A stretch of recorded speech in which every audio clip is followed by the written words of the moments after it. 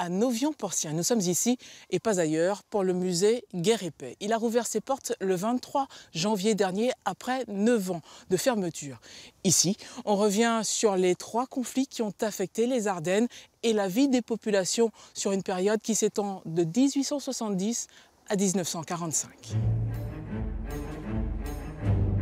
En 1870, la France de Napoléon III assiste à la montée en puissance de la Prusse de Guillaume Ier et de Bismarck. Le gouvernement français, très contesté, compte donc sur un nouveau conflit pour refaire l'unité du pays. La France va déclarer la guerre à la Prusse au mois de juillet 1870.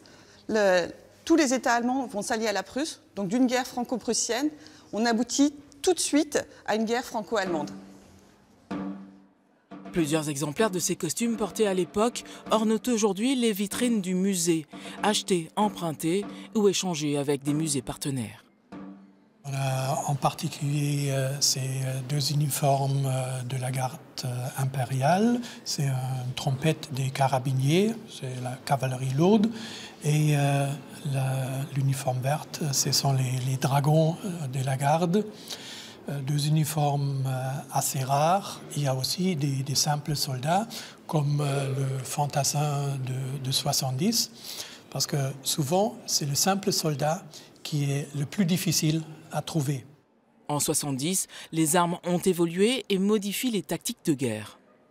Les fusils employés pendant cette guerre sont des fusils à chargement par la culasse, avec une portée plus allongée, une portée de plus de 1000 mètres, et une cadence de tir plus élevée. Il en est de même pour les canons. Vous avez ici cette ligne de tirailleurs français face à un assaut prussien. Donc l'infanterie, le fusil va bien fonctionner face à un assaut frontal comme celui-là. Mais par contre, l'artillerie est beaucoup plus puissante, d'une portée très élevée, et donc elle réussira à disperser ces lignes de tirailleurs. Donc c'est ce qui explique la supériorité du canon prussien, expliquera la victoire allemande. Napoléon III signe la capitulation le 2 septembre 70. L'Allemagne est unifiée le 18 janvier 71, mais la France reste occupée.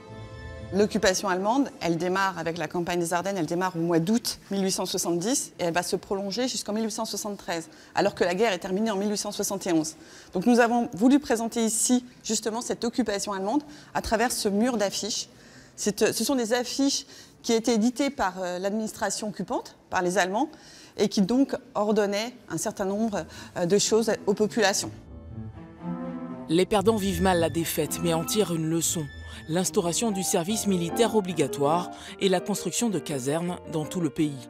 C'est aussi la 2e révolution industrielle. Les Ardennes décollent économiquement. Un effort anéanti quand à nouveau la France entre en guerre en 1914.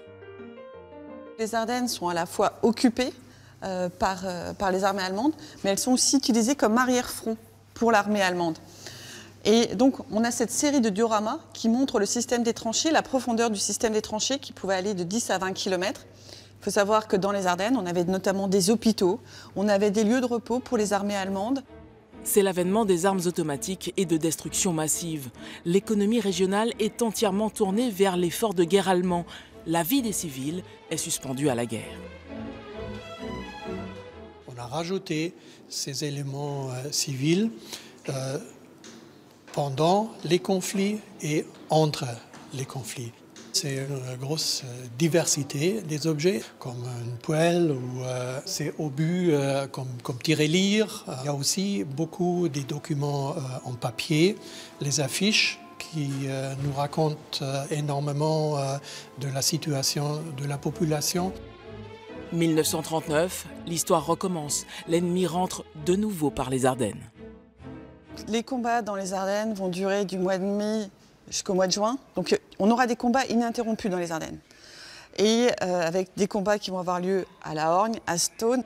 Une grande partie du département est placée en zone interdite et ces terres colonisées jusqu'à la libération en juin 1944. Les Ardennes seront libérées en seulement une semaine, fin août, début septembre 1944. Et donc les Ardennais vont découvrir ces masses de véhicules américains. Et donc on a des scènes de liesse, on a beaucoup d'images qui représentent donc les Ardennais avec leurs libérateurs. On n'a plus envie, en tout cas dans les Ardennes, ce qui est certain, c'est qu'on n'a plus envie de revivre ce qu'on a vécu auparavant.